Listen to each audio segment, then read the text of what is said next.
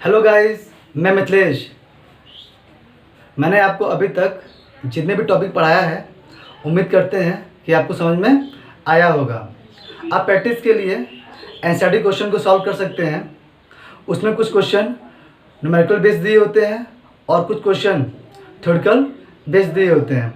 अगर आप theoretical based question को न्यूमेरिकल के पॉइंट ऑफ व्यू से सॉल्व करेंगे तो ज़्यादा बेनिफिट होगा। आज हम प्लेन सीट के लिए इलेक्ट्रिक फील्ड निकालेंगे, लेकिन प्लेन सीट इनफाइनाइटली लार्ज होगा।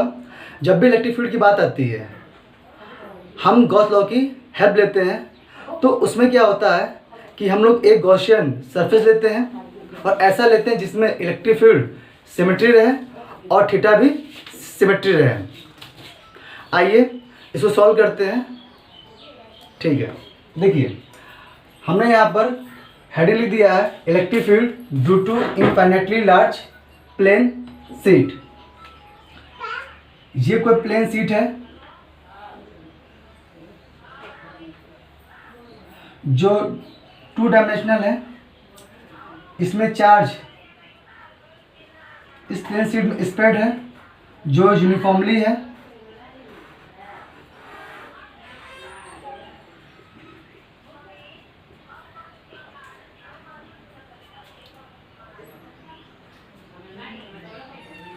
सबसे पहले अगर मैं आपसे पूछूं ये प्लेन सीट कैसा है, ये इनफाइनाइटली लार्ज है, तो आप चार्ज बता पाओगे?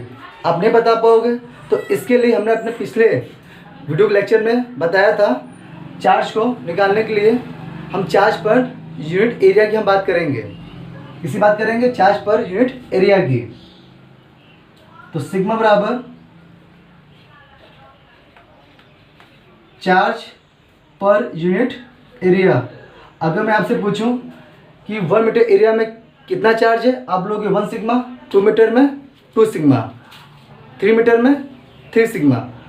ओके, हमें निकालना है क्या? Electric field. ठीक है, तो सबसे पहले इसमें जो इलेक्ट्रिक फील्ड की डायरेक्शन होगी वो अवे फ्रॉम द चार्ज होगा।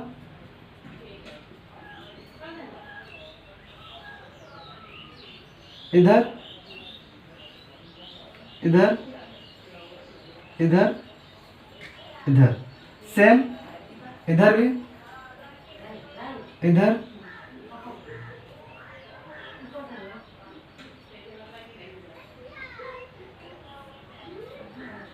इधर। आपको क्या करना है कि प्लेन सीट से x दूरी पर किसी पॉइंट P पर आपको इलेक्ट्रिक फील्ड निकालना है। तो इलेक्ट्रिक फील्ड निकालने के लिए हम एक गॉसियन सरफेस खींचते हैं और ऐसा खींचते हैं जिसकी इलेक्ट्रिक फील्ड सिमेट्री रहे और थीटा की वैल्यू भी क्या हो? सिमेट्री हो। ठीक है, देखिए यहाँ पर हम एक सिलेंडर को लेते हैं इस तरह।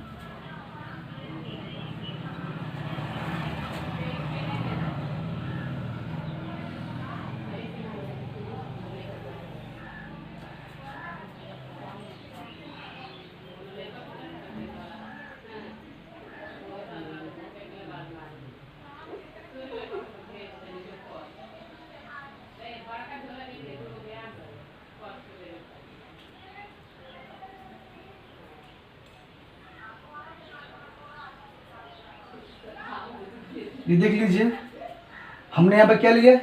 सिलेंडर ले लिया। जो ये एरिया है, क्रॉस सेक्शन एरिया है, ये कितना है? कैपिटल ए है। ए भी कितना है? कैपिटल ए है। आप वो फिगर को अच्छे से बना लीजिएगा यहाँ पर।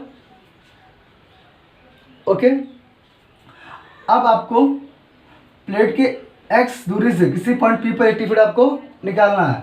तो आपको पता होना चाहिए कि अब ये गॉसियन सरफेस हमने बना दिया और कैसा सरफेस है? क्लोज सरफेस है। तो क्लोज सरफेस से जो नेट फ्लक्स निकलता है वो कितना निकलता है? तो पहले हम यहाँ लिखते हैं, हम जो गॉसियन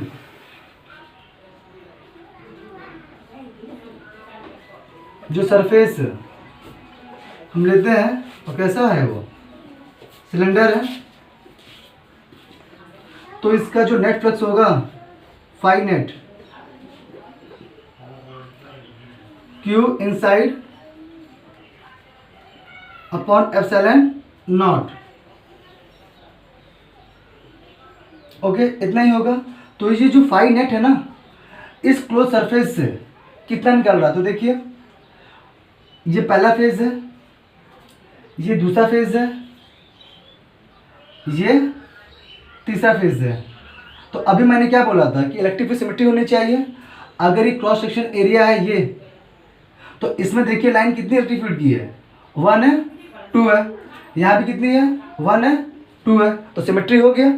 अब थीटा देखिए, अगर इलेक्ट्रिक फील्ड इधर है और एरिया वेक्टर किधर है आपका, नॉट टू द सरफेस है, तो थीटा कितना होगा यहाँ के लिए 0।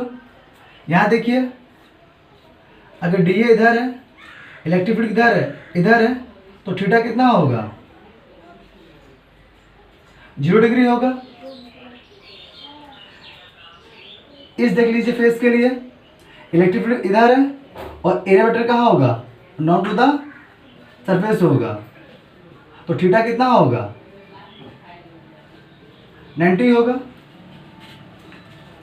तो अब आपको समझ में आ गया होगा कि हर फेज से जो फ्लक्स पास हो रहा है वो कितना हो रहा है। हम यहाँ पर लिख देते हैं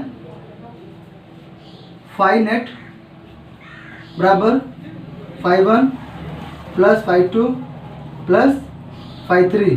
फाई 3 कैसा, ये जो है ना ये कर्व फॉर्म में होता है, ठीक है, ऐसे होता है। ओके, तो हमें लिख देते हैं कर्व। तो फाई 1 फेज से कितना फ्लक्स पास हो रहा है आपको पता है, formula integration electric field D A cos 0 plus second phase से integration E D A cos 0 degree, and third phase से electric field D A cos 90। तो ये वैल्यू कितना आ जाएगा आपका, integration E D A cos 0 value 1 होती है, सेम चीज़ उतना यहाँ भी हो जाएगा। ये वैल्यू कितना हो जाएगा, कॉस 90 कितना होता है 0 होता है, फाई नेट। अब इलेक्ट्रिक फील्ड तो कांस्टेंट है तो बाहर आ जाएगा, और इंटीग्रेशन किसे करेंगे हम, छोटे से एरिया का कितना आ जाएगा, कैपिटल ए आपको पता ही है, इसका भी इलेक्ट्रिक फील्ड और ए, तो टोटल कितना आ जाएगा 2 ई ए फाई नेट। अब यहाँ तक तो आपको समझ में आ गया होगा। तो ये जो फाई नेट है ये किसी क्लोज सरफेस से कितना निकलता है, तो ये भी आपको पता है, क्यों,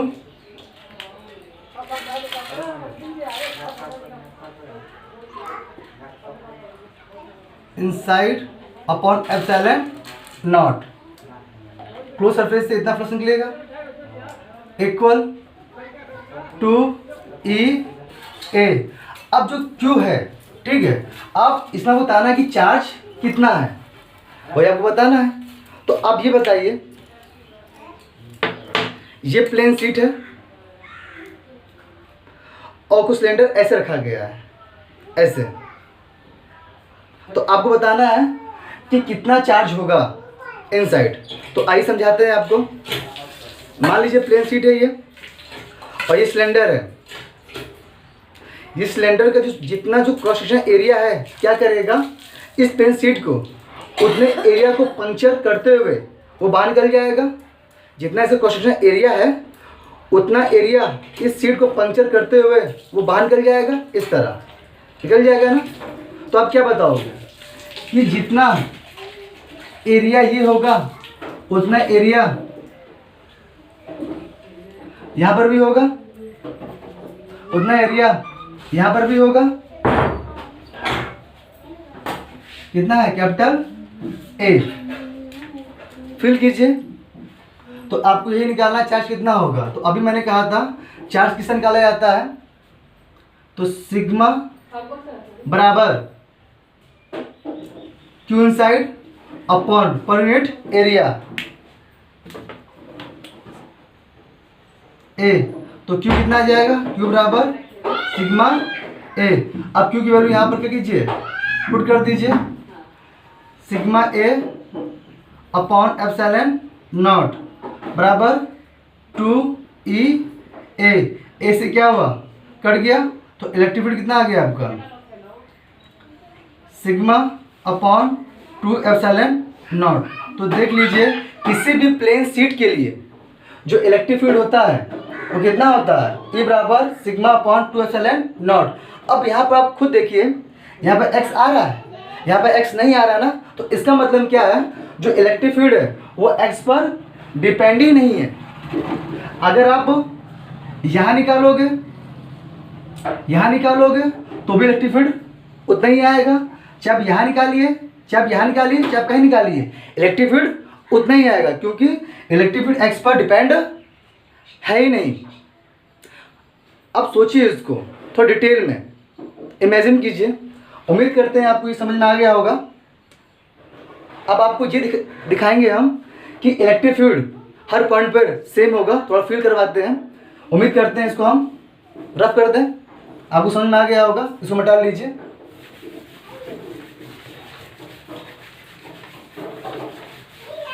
तो देखिए, मान लीजिए कोई ये प्लेट, क्या है ये, ठीक है, ये कोई प्लेन शीट है और ये इलेक्ट्रिक फील्ड की क्या है, ये डायरेक्शन है, और प्लेन शीट क्या है, इनफाइनेटली लार्ज है। तो आप चाहे यहाँ पर जो क्रॉस सेक्शन एरिया होगा, तो आप चाहे यहाँ निकाल लीजिए तो भी 3 लाइन टच कर रही है, आप यहाँ निकाल लीजिए तो भी 3 लाइन टच कर रही है, चाहे आप यहाँ निकाल तो भी 3 लाइन ही टच कर रही है। तो इससे ये पता चलता है कि प्लेन शीट के लिए इलेक्ट्रिक फील्ड ऐसे डिपेंड नहीं करता है, क्योंकि ऐसे कंपैरिजन में जो प्लेन शीट है वो इनफाइनेटली लार्ज है। ओके, आप ये भी सोच सकते हैं, मान लीजिए एक चींटी है, ठीक है, अगर चींटी इस ब्लैक बोर्ड पर चलना स्टार्ट करे तो वो जैसे चलना स्टार्ट करेगा तो उसको हर जगह एक ही जैसा ब्लैक बोर्ड दिखेगा। ऐसा क्यों? क्योंकि चींटी के लिए जो ब्लैक बोर्ड है ना, इनफाइनेटली लार्ज है। ऐसा तभी होगा जब प्लेन शीट कैसा हो, इनफाइनेटली लार्ज हो। उम्मीद करता हूं कि आपको ये टॉपिक समझ में आ गया होगा। अब जो मेरा इसके आगे जो टॉपिक है वो क्या होगा, हम प्लेन शीट लेंगे, लेकिन 2 लेंगे। वो पॉजिटिव हो सकता है, वो नेगेटिव भी हो सकता है, या एक पॉजिटिव चाहे नेगेटिव हो। उसके लिए हम इलेक्ट्रिक फील्ड निकालेंगे, वो हमारा नेक्स्ट वीडियो होगा। ओके, उम्मीद करते हैं आपको ये टॉपिक समझ में आ गया होगा। और एक बात हम और कहना चाहते हैं आपसे, अगर आपको किसी टॉपिक में कोई प्रॉब्लम हो रहा है तो आप कमेंट लिख के सेंड कर दिया करिए, हम उसको सॉल्व करने की कोशिश करेंगे। और अगर आपको कोई क्वेश्चन सेंड करना है तो मैं फेसबुक पर भी हूँ, मिथिलेश कुमार से, आप मुझे वहाँ पर ऐड कर लीजिए, और ऐड करने के बाद मैसेज के थ्रू आप क्वेश्चन को सेंड कर सकते हैं, ताकि आपकी प्रॉब्लम को हम अच्छी तरह सॉल्व कर सकते हैं। ये मेरा फेसबुक का इस नाम से प्रोफाइल है, आप लिख लीजिए मिथिलेश कुमार। आप यहाँ हमसे ऐड हो सकते हैं, ताकि आप मैसेज के थ्रू आप क्वेश्चन को सेंड कर सकते हैं। ओके, तो उम्मीद करते हैं आपको मेरी बातें सब समझ में आ रहा होगा। देखिए, मेरा काम क्या है, आपको समझाना है कि फिजिक्स को क्वेश्चन सॉल्व कैसे करते हैं। ठीक है, अगर मान लीजिए आपका बेसिक कॉन्सेप्ट, अगर आप 12th में हैं, अगर बेसिक कॉन्सेप्ट आपका क्या है, अगर ठीक नहीं है, तो कल को आप मान लीजिए, आजकल क्या है, आज के जितने बोर्ड पेपर होता है, चाहे यूपी बोर्ड हो चाहे बिहार बोर्ड हो, उसमें जो पेपर पैटर्न है बहुत ईजी हो गया है। तो ईजी इतना हो गया है तो पास होना कोई बड़ी बात नहीं है। लेकिन जब आप कंपटीशन में उतरेंगे, आप IIT की तैयारी करने जाएंगे, तो अगर 500 भीड़ में खड़े हैं अगर आप, तो पहले से अगर आपका कॉन्सेप्ट अच्छा है तो आपको भी लगेगा ना कि 500 भीड़ में हम एक्सटेंड करते हैं कहीं, तो आपका 1 ईयर में आप क्रैक कर सकते हो। Okay, thank you.